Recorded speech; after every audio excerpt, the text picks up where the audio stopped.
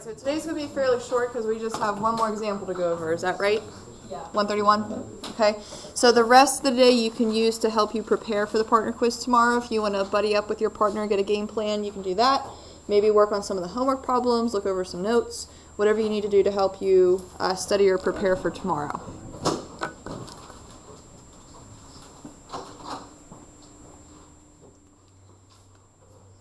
All right, so on page 131, pictured to the right is the graph of P prime.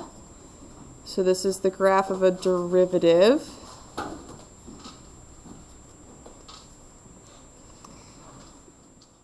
Use the graph to answer the following questions. All right, on which intervals is the original graph, P of x, decreasing? Justify your answer. So if the only information we have is the derivative, we're going to have to use the derivative as the justification. We're basing all of our analyses off of this piece of information. So if you wanted to, you could automatically write because P prime of x is something, okay, because that's our only information we have.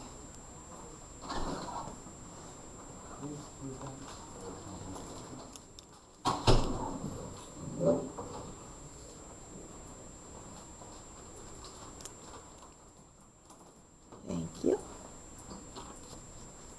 All right, so what do we think? Based off of the derivative graph, where is the original function decreasing? What should we be looking for? Can we figure out that intervals? Maybe there's more than one.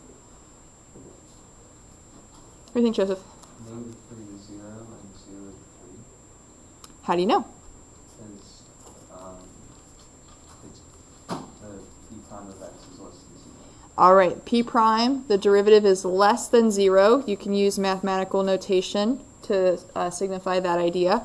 If your value is less than 0, that means it is negative. So you can use mathematical notation, you can use words, okay, whatever floats your boat.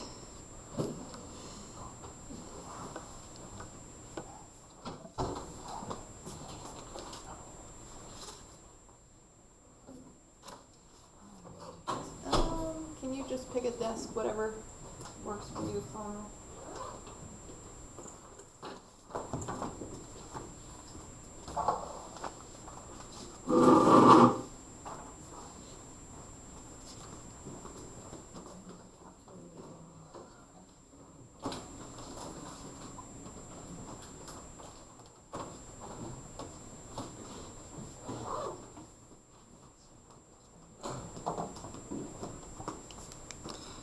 All right, let's check out the next one. On which intervals is the original function P of x increasing? So similar analysis, we're going to look for something a little bit different though.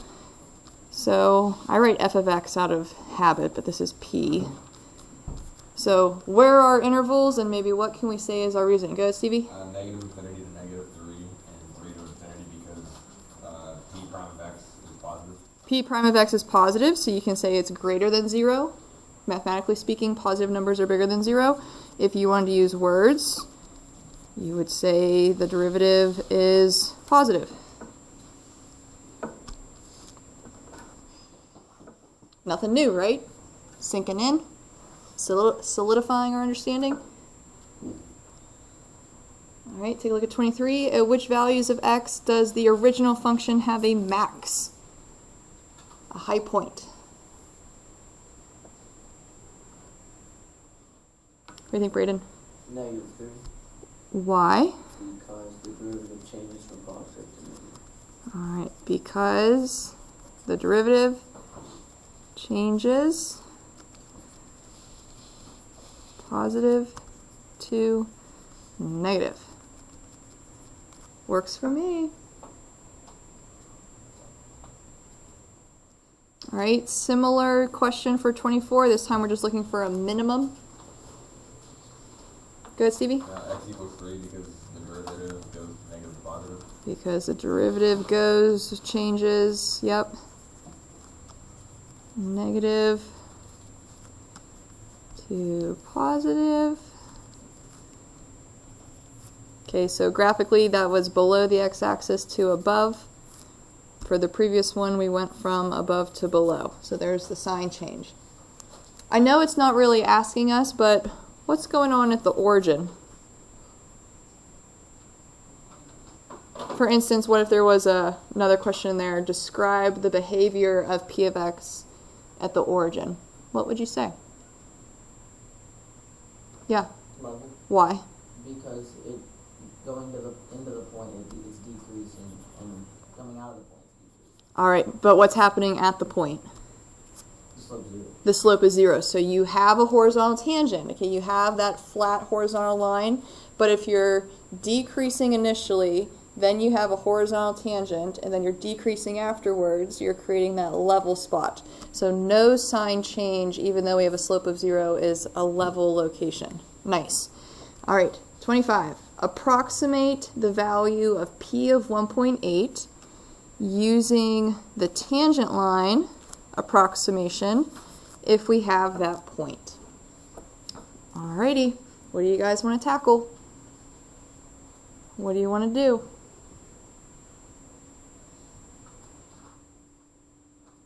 What do you think, Braden? Find a point and slope. Find a point and a slope so we can write the equation of a tangent line, okay?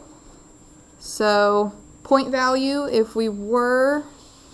Let's think about this. If it says approximate the value of 1.8, what point should we roughly consider? I mean, let's pretend we didn't read that far just yet, okay? If we're going to estimate what the function is at 1.8, what tangent point should we choose? Can we think about that?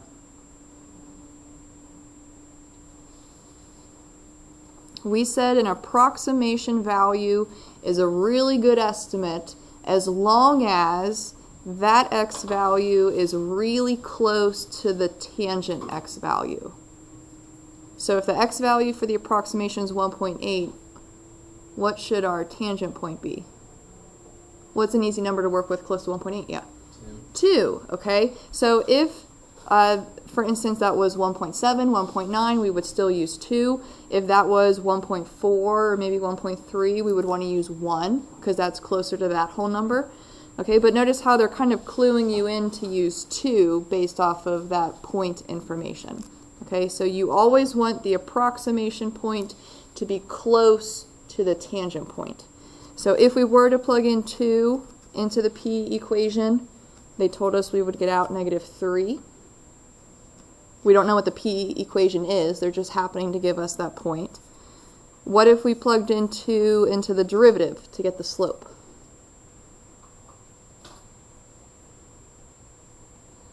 What do you think, Braden? -4. Where'd that come from?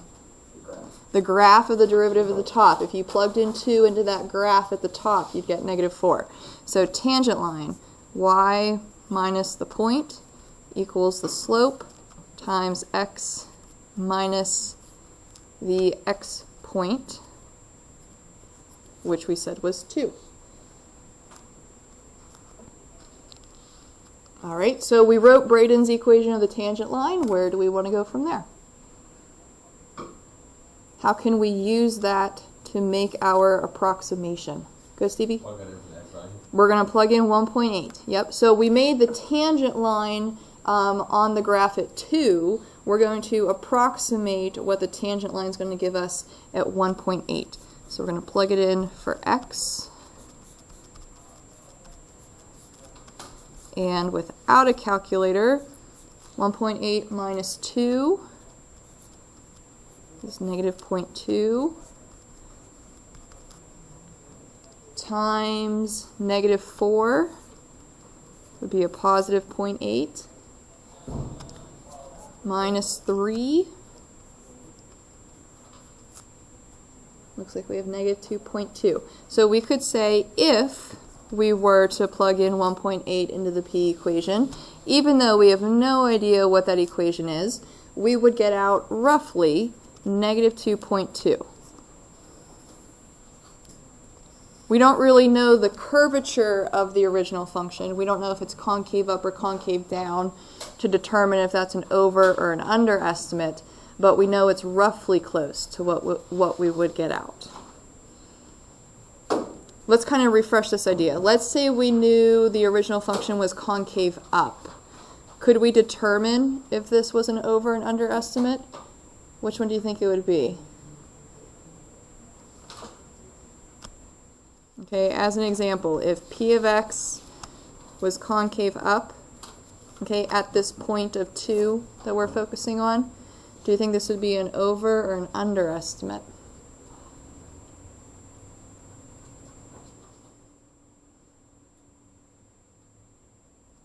What do you think, Ariana? I saw your hand. Why? Yeah. There we go, right? This value came from the tangent line we wrote. So if you were to draw any tangent line on this concave up graph, notice how it would be essentially below the graph. Okay? So that means that this would be an underestimate. It kind of flips. Okay? For instance, if we knew the original graph was concave down, those tangent lines we draw would always be above the graph. So then this would be an overestimate. Okay, so if you know the curvature, you can say for sure if this is an over or an underestimate. But we don't have that available to us, so we're not quite sure. We just know we're close. We just don't know in which direction, over or under. Are we doing okay? Did this section help a little bit? Let it sink in? Example problems after example ones? Okay. So the rest of the period is yours. If you want to work on some homework, look over your notes, get together with your partner for tomorrow, develop a game plan, completely up to you. Okay, but just go ahead and use the time wisely.